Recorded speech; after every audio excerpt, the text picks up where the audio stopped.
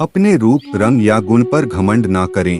एक समय की बात है, एक बार दांत और जीभ में भयंकर युद्ध छिड़ गया। दांत ने जीभ से कहा, अरे तुम सिर्फ मांस के लोथड़े हो, तुम में तो कोई भी खूबी नहीं है, नहीं तुम्हारा कोई रूप है और नहीं कोई रंग। हमारे सभी दांत को देख रहे हो, कैसे मोतियों की भांति चमक रहे हैं।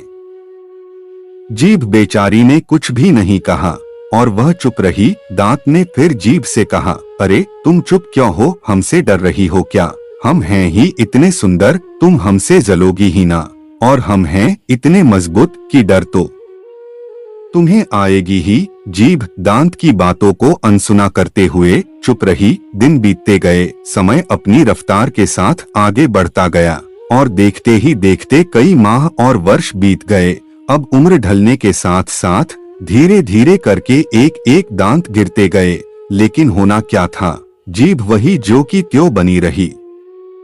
अब कुछ बचे हुए दांत जब गिरने को हुए, तब जीभ ने दांत से कहा, भैया बहुत दिन पहले आपने मुझसे कुछ कहा था, आज उन सब का उत्तर दे रही हूँ। इंसान के मुंह में आप सब दांत मुझसे बहुत बाद में आए हैं, मैं तो जन्म के साथ ही पैदा हुई हूँ। अब आयु में भी तुम मुझसे छोटे हो, लेकिन छोटे होने के बावजूद भी एक एक करके तुम सब मुझसे पहले विदा हो रहे हो। इसका कारण पता है? दांत ने जीभ से अब विनम्र भाव से बोला, दीदी अब तक तो नहीं समझते थे, पर अब बात समझ में आ गई। तुम कोमल और मुलायम हो और हम कठोर हैं। कठोर होने का दंड ही हमें मिला है।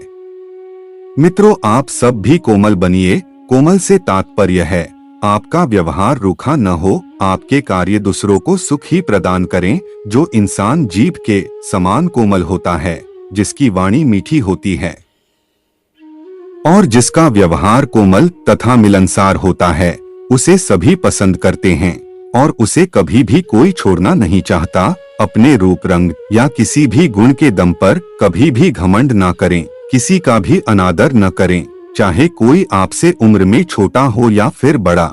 जीभ और दांत से जुड़ी एक और प्रेरक कहानी। ऋषिकेश के एक प्रसिद्ध महात्मा बहुत वृद्ध हो चले थे और उनका अंत निकट था। एक दिन उन्होंने सभी शिष्यों को बुलाया और कहा, प्रिय शिष्यों, मेरा शरीर जीर्ण हो चुका है और अब मेरी आत्मा बार बार मुझे इसे त्यागने को कह रही है, और मैंने निश्चय किया है कि आज के दिन जब सूर्य मकर राशि में प्रवेश कर जाएगा, तब मैं इहलोक त्याग दूंगा। गुरु की वाणी सुनते ही शिष्य घबरा गए, शोक विलाप करने लगे, पर गुरुजी ने सबको शांत रहने और इस अटल सत्य को स्वीकारने के लिए कहा। कुछ देर बाद जब सब चुप हो गए तो एक शिष्य ने पूछा, गुरुजी, क्या आप आज हमें कोई शिक्षा नहीं देंगे?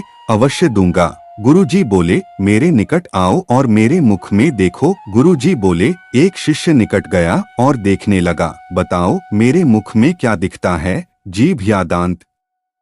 गुरुजी बोले, उसमें तो बस जीभ दिखाई दे रही है। शिष्य बोला। फिर गुरुजी ने पूछा, अब बताओ, दोनों में पहले कौन आया था?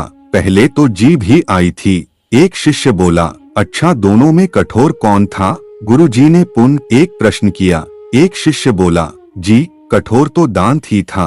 दांत जीभ से कम आयु का और कठोर होते हुए भी उससे पहले ही चला गया, पर विनम्र व संवेदनशील जीभ अभी भी जीवित है। शिष्यों, इस जग का यही नियम है, जो क्रूर है, कठोर है और जिसे अपने ताकत या ज्ञान का घमंड है, उसका जल्द ही विनाश हो जाता है। अतः तुम सब जीभ की भांति सरल, विनम्र व प्रेमपूर्ण बनो और इस धरा को अपने सत्कर्मों से सींचो। यही मेरा आखिरी संदेश है। और इन्हीं शब्दों के साथ गुरुजी परलोक सिधार गए। ऐसी वाणी बोलिए, मन का आपा खोए, औरन को शीतल करे, आपहु शीतल होए।